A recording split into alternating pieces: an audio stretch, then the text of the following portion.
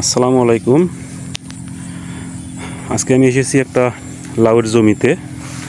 আপনারা দেখতেই পাচ্ছেন এই যে লাউ, কিন্তু অসংখ্য লাউ কিন্তু ধরেছিল গাছে।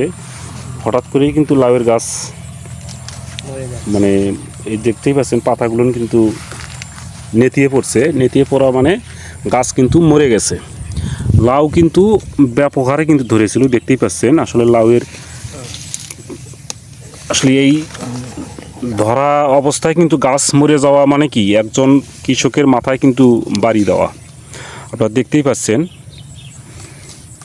কি পরিমাণ লাউ ধরে আছে, আর লাউয়ের শেপটাও কিন্তু সুন্দর।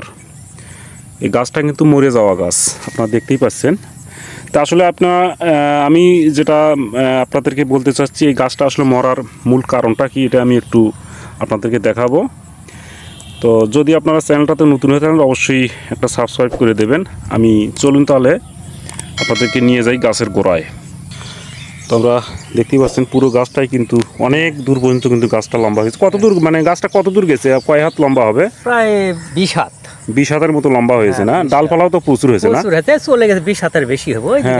দেখেন চলে গেছে। হ্যাঁ, মানে এই একটা গাছে এই বিশাল এলাকা জুড়ে কিন্তু এই একটা গাছে কিন্তু চলে গিয়েছে, দেখতেই পাচ্ছেন।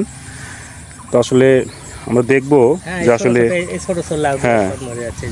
এই যে অনেক জালিও কিন্তু ছিল, অনেক জালি, মানে এই যে ধরা গাছে কিন্তু এইরকম হঠাৎ করে মরে যাওয়ার আসলে কারণটা কি এটাই আমরা জানবো।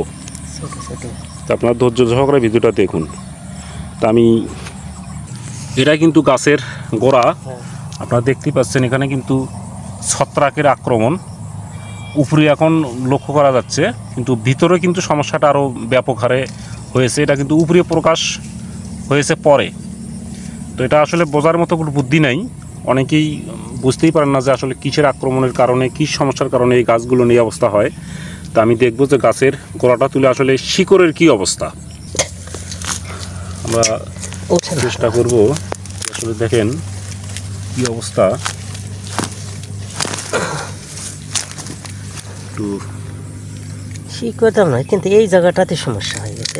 হ্যাঁ, এখানে এই কাণ্ডতেই সমস্যা, এখানে কিন্তু কাণ্ডতে যে ভিতরে কিন্তু পচে গেছে। হ্যাঁ, কাণ্ডটা এই ফাঙ্গাসের কারণে কিন্তু এই সমস্যা হয়েছে, দেখতেই পাচ্ছেন আপনারা। হ্যাঁ, এই কাণ্ডটাই নষ্ট হয়ে গেছে। সব ভিতরের কিন্তু শ্বাস যে গাছের যে অংশটা এটা কিন্তু পচে গেছে।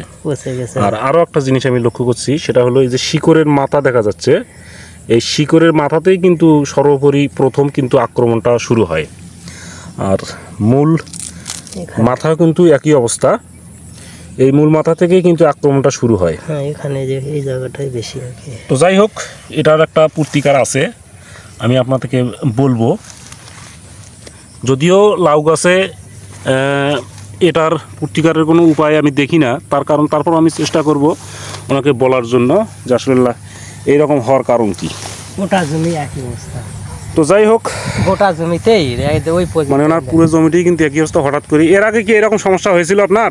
না, অন্যান্য বছর হয়নি, কিন্তু এই বছর হয়েছে না? এই বছর প্রথম। হ্যাঁ, এই বছর। আচ্ছা, মানে লাউয়ের এটাই প্রথম আপনার কাছে মনে হচ্ছে না? হ্যাঁ, কিন্তু এর আগে এই জমিতে অনেক লাগাছি, কিন্তু কোনোদিন এই সমস্যা। আপনি তো দেখলেন এটা কিন্তু একটা ছত্রাকের আক্রমণ। হ্যাঁ, তো ছত্রাকটা এটা নিরূপণ করার একটা উপায় আছে। যদি এটা কি বৃষ্টি হওয়ার আগেই মরছে না বৃষ্টি হওয়ার পরে? এটা বৃষ্টি হওয়ার আগেই মনে হয়, এটা আগে থেকে শুরু হয়েছে আর কি। আগে থেকেই শুরু হয়েছে না? আগে থেকে শুরু হয়েছে। আচ্ছা, যাই হোক, দীর্ঘদিন একটু অনাবৃষ্টি ছিল। দীর্ঘদিন অনাবৃষ্টি ছিল থাকার কারণে আপনার জমিতে সেচ দিছিলেন? অনেক আগে সেচ দিছি। হ্যাঁ, সেচ দেওয়ার পরে হঠাৎ করে পানিটা শিকড়ে ঢোকার সঙ্গে সঙ্গে কিন্তু এই আক্রমণটা হয়ে গেছে। অনেক আগে সেচ দিছি। তো যাই হোক, এখানে যদি একটু নিয়মিত যদি কপার দেওয়া যেত গাছের গোড়ায়, কপার অক্সিক্লোরাইড দেওয়া যেত, তাহলে এই সমস্যাটা হয়তো হতো না। ঠিক আছে, কপার। আচ্ছা আচ্ছা। এটা আপনার করলার ক্ষেত্রে হতে পারে, লাউয়ের ক্ষেত্রে হতে পারে, সিম গাছে হতে পারে, লতা জাতীয় বা কাণ্ড জাতীয়ই হোক, মরিচ গাছেও হতে পারে, বেগুন গাছেও হতে পারে। এই ধরনের সমস্যাগুলো হঠাৎ করে গাছ মরে যাওয়া। ঠিক আছে, এখানে যদি কপার অক্সিক্লোরাইড যদি নিয়মিত যদি গাছের গোড়ায় যদি আপনি যদি দেওয়া যেত পানিতে মিক্সড করে, তাহলে কিন্তু এই সমস্যাটা হতো না। আচ্ছা আচ্ছা। তো যাই হোক, আপনার জানা থাকলে এই বিষয়ে, এই বিষয়গুলো জানা থাকলে এগুলো মাথায় রাখবেন, তাহলে হয়তো এই সমস্যার থেকে সমাধান পাবেন ইনশাআল্লাহ। তোকে আসসালামু আলাইকুম। ওয়ালাইকুম আসসালাম।